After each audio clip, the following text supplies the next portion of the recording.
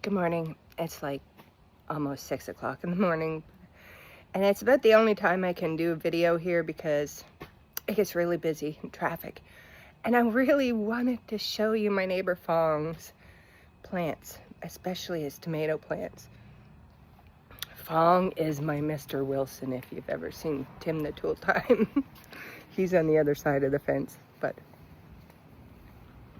anyway, I want to show you his tomatoes. I'm like, Phong, what are you feeding your tomatoes? Look how beautiful these plants are. They're so healthy, they're so green.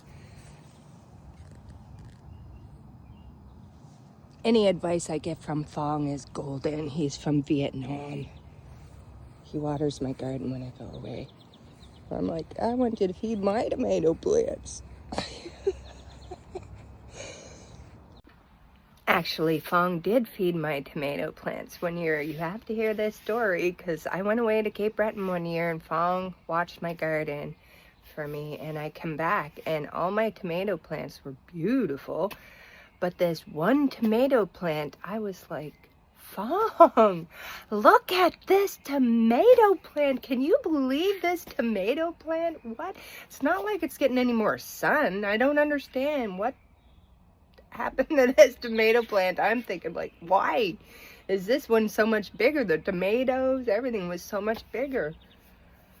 I'm like, it must be getting more sun or something, Phong. Phong's like, no, I think I know why. And I said, oh, yeah?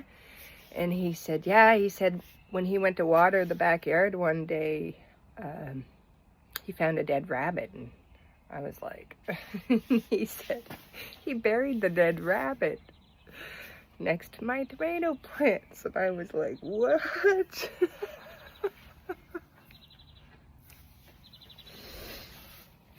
So I was like, what?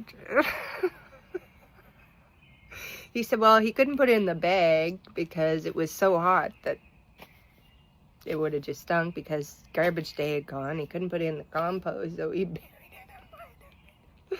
Anyway, I'm like, I have rabbit tomatoes? Anyway, so that was the year I found out that tomatoes aren't vegan. They're actually meat eaters, because that was the best tomato plant and the best tomatoes I ever had. So when I say, hey, Phong, I want you to feed my tomato plants, just don't tell me what you did. I'm just kidding, but yeah, I love Phong. He's the best. Anyway, he gets topsoil and he mixes his grass clippings in with the topsoil and he keeps layering it. And he said he keeps it wet because the grass clippings can get really hot. So yeah, wow. He's got some cosmos in the back there. He's got some dahlias here, I think. But, hello, look at his tree lilies. And they smell so good. Oh, also, this is the only pepper plant that overwintered for me. And it was a Thai pepper plant. And it's too hot for me, and so I asked Phong if he wanted it. He was so excited. But look how beautiful it is after I overwintered it. But, oh my God. You can make a perfume with that. They're so beautiful. Tree lilies. And he's got lots of roses. Some dahlias. His back is really nice too. Oh, and this is the lemon verbena I gave him. Oh my God, are you serious? Oh my God, he let it flower. I am totally coming for some of these seeds. I'm gonna try them.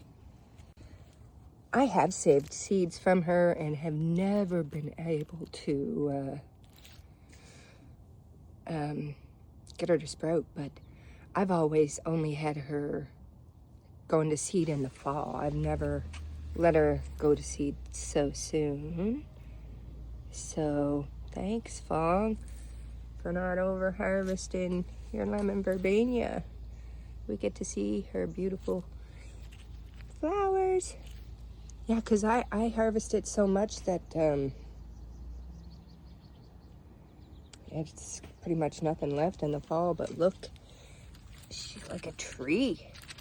I bet you could overwinter this. I'm gonna have to Google that. Maybe I'll overwinter her. One of them anyway. Nice. Here's my lemon verbena because I just harvest this one, and these two. I use it in a lot of tea mixtures, so but she'll grow back up. But I'm happy I'll get some good seeds, hopefully from Phong.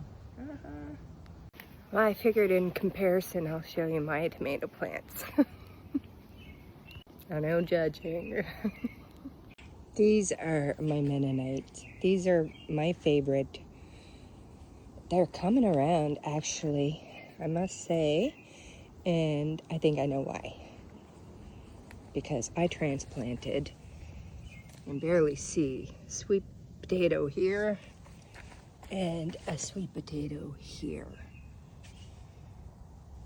She was getting covered in this. I cut all these off, but it is getting cooler now. It was quite hot. We had a big hot streak. But look at these tomatoes. They're not the same tomato plant, but how green they are. And they've been planted with this sweet potato plant in there. So I also took a plant that was here. These are Cherokee purple Cherokee. I get it mixed up. And I put it here. Doing okay, but they do get stunted when you transplant them a bit. I must say, the Mennonites are always my favorite. So we'll see. Everything has been doing really well and being really green because I'm telling you, this is my first time with horse manure, and I guarantee you it will not be my last. Like, wow, I've been gardening for 20 years and have not seen the results I've seen this year. You have a lot of weeds to deal with. Is it worth the weeds? I think so. Oh, this plant's not doing well. She's coming out. Oops. So I gotta come and rot my celery. But that one hasn't been doing well for a while. I don't know what's wrong with it, so anyway, hope your gardens are growing well. This year is probably one of my best years. And I must say I have never used horse manure before, and that has to be the reason. Anyway, happy growing. There's Phong spot. That's what I hear in my greenhouse. I love it. He's got so many flowers. Amazing. He's the best neighbor.